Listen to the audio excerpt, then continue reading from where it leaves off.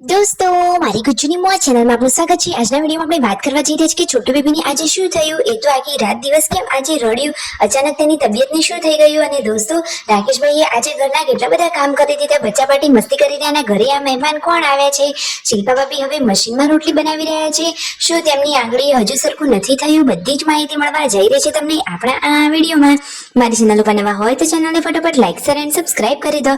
Full video in Thakor family blog channel દોસ્તો ફૂલ વિડીયોની link ડિસ્ક્રિપ્શનમાં મૂકેલી છે, ત્યાં જઈ તમે આખો વિડીયો વોચ કરી શકો છો। આવી ટૂંકી ટચુકડી લાઈવ લેટેસ્ટ ટ્રેન્ડિંગ માહિતી મેળવવા માટે કરી દો મારી ચેનલને ફટાફટ સબસ્ક્રાઇબ। તો ચાલો દોસ્તો વધારે રાહ ન જોતા આપણે વિડીયોની શરૂઆત કરી દઈએ। તમે વિડીયોમાં જુઓ કે શિલ્પા ભાભી તો આ જુગાડ કરી અને આંગળીનું ધ્યાન રાખીને ખેતરમાંથી ચાર લેવા માટે પણ પહોંચી ગયા છે। અને આજે સંજયભાઈ તો ઘરે જ રોકાયા છે છોટુ બેબીનું ધ્યાન રાખવા માટે। બચ્ચા પાર્ટી આરામ કરી રહ્યા છે, તેમને ત્યાં તો લાઇટનો પ્રોબ્લેમ બહુ જ હોય છે અને છોટુ બેબી તો લાઇટ વગર રહી જ ના શકે।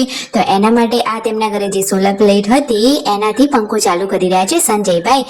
અરે છોટુ બેબીને થોડીને કઈ તકલીફ પડવી જોઈએ, અરે ના જ પડવી જોઈએ ને, એ તો સૌનું લાડકું છે અને તેના પપ્પા સંજયભાઈ થોડીને કશીક તકલીફ પડવા દે। અને આ બાજુ શિલ્પા ભાભી મશીનમાં રોટલી બનાવી રહ્યા છે, તેમની આંગળીએ વાગેલું છે તો સરખી ગોળ રોટલી નહોતી થતી, એટલા માટે તેમને પાપડના મશીનનો આ દેશી જુગાડ કરી લીધો। અરે શિલ્પા ભાભી તો દરેક કામમાં જુગાડું છે અને દરેક કામમાં એક્સપર્ટ, ઘરના કામ હોય કે ખેતરના દરેકમાં એ તો મસ્ત મજાનું કામ કરે છે અને કોઈની સાથે બોલ્યા વગર, એટલે કે એમને તો કોઈનાથી રિસર્ચ ચડતી નથી, હંમેશા હસતા જ હોય છે। અને હવે જમવાનું રેડી થઈ ગયું છે તો બચ્ચા પાર્ટીને લઈને રાકેશભાઈ જમવા માટે બેસી ગયા છે। દહીં તીખારી, ગિલોડી બટાકાનું શાક, રોટલી અને છાશ। મિતાંશ અહીંયા રમી રહ્યો છે અને ઘરે આવી ગયા છે મહેમાન। આ છે પૂનમ ભાભીની ભત્રીજી જેનું નામ છે જાનુબેન, એ આવી ગયા છે। રણજીતભાઈ તો આજે કેટલું બધું શાકભાજી લઈને આવ્યા કે ફ્રીજ પણ ભરાઈ ગયું, ફ્રીજમાં પણ હવે મૂકવાની જગ્યા ઓછી પડી રહી છે, એટલું બધું શાકભાજી આવી ગયું છે। હવે તો આખા અઠવાડિયા સુધી ગમે તેમ શાક બનાવી જાઓ। શિલ્પા ભાભીને રણજીતભાઈ કહે છે કે હવે કહેતા નહીં કે શું શાક બનાવો, હવે ઘણું બધું શાક ભેગું થઈ ગયું છે। અને આ પેડાની હાલત આવી કેમ થઈ ગઈ, શું યશુએ આ પેડા ખાઈને એની હાલત એવી કરી હતી। પૂનમ ભાભી અહીંયા વિડીયો કોલમાં કોની સાથે વાતો કરી રહ્યા છે, આરતીબેનનો આવ્યો હતો વિડીયો કોલ, એમની સાથે વાતોચીતો કરી રહ્યા છે। છોટુ બેબી પણ મસ્ત અત્યારે આરામ કરી રહ્યું છે અને પાર્વતી ભાભી રસોડામાં કામકાજ કરી રહ્યા છે। અને આજે સાંજે જુઓ શિલ્પા ભાભીને તો આજે ઘરે જ ડ્રેસિંગ થઈ રહ્યું છે। રાકેશભાઈ જુઓ શિલ્પા ભાભીનું અહીંયા ઘરે જ ડ્રેસિંગ કરી રહ્યા છે। હવે તેમને ફટોફટ આંગળીએ રૂચ આવી જાય તો સારું, છતાં આટલી તકલીફ છે તો પણ એ કામ તો કરે જ છે। રણજીતભાઈ આજે બનાવી રહ્યા છે લીંબુ શરબત અને ઠાકોર ફેમિલીમાં રણજીતભાઈના હાથનો લીંબુ શરબત એટલે બાકી એક નંબરનો શરબત। એમના હાથનો શરબત પીવા માટે તો લોકો લાઈનમાં લાગી જાય છે। જુઓ તો ખરા, બધા લોકો ગ્લાસ લઈને આવી ગયા છે અને રણજીતભાઈએ સરખા ભાગે બધા જ ગ્લાસોમાં આ લીંબુ શરબત કાઢી દીધો છે। બચ્ચા પાર્ટી તો જુઓ ટીવીમાં જે સોંગ વાગી રહ્યા છે એ જોઈ જોઈને ડાન્સ કરી રહ્યા છે અને આ બાજુ શિલ્પા ભાભી સાંજે રસોઈની તૈયારીઓ કરી રહ્યા છે અને રાકેશભાઈ તેમને હેલ્પ કરી રહ્યા છે।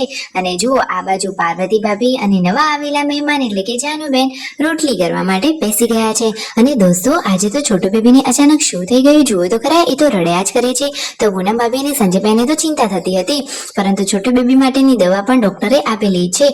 એને થોડુંક નોર્મલ તાવ જેવું લાગતું હતું તો સંજયભાઈએ હવે દવા આપી દીધી છે, તો છોટુ બેબીની તબિયત ફટોફટ ઠીક થઈ જાય ને એ તો હસતું ખેલતું જ સારું લાગે। એની ખુશીઓથી જ ઘરમાં બધા લોકોના ચહેરા પર ખુશીઓ બની રહે। હાલ હવે અત્યારે બીજા રૂમમાં સંજયભાઈ તેને લઈને આવી ગયા છે। છોટુ બેબી તો એમના પપ્પાના હાથમાં છે। જેન્સુ અને વિયુને પણ છોટુ બેબીને રમાડવું છે, પરંતુ હાલ છોટુ બેબી નાનું કહેવાય અને જેન્સુ એમના લોકોના હાથ પણ નાના કહેવાય, એટલે એમને ના ફાવે। અહીંયા શિલ્પા ભાભી બહાર જુઓ ઘરનું દેશી ઘી બનાવી રહ્યા છે। માખણ અહીંયા ચૂલા ઉપર મૂકી દીધું હતું તો હવે ઘી બનીને રેડી થઈ ગયું છે।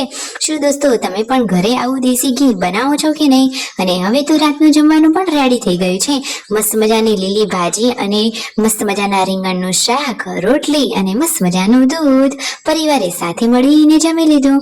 તેમના મમ્મી કહે છે કે કામમાં હેલ્પ કરો, તો રાકેશભાઈ તો ઘરનું બધું જ કામમાં હેલ્પ કરે છે। Like share and subscribe.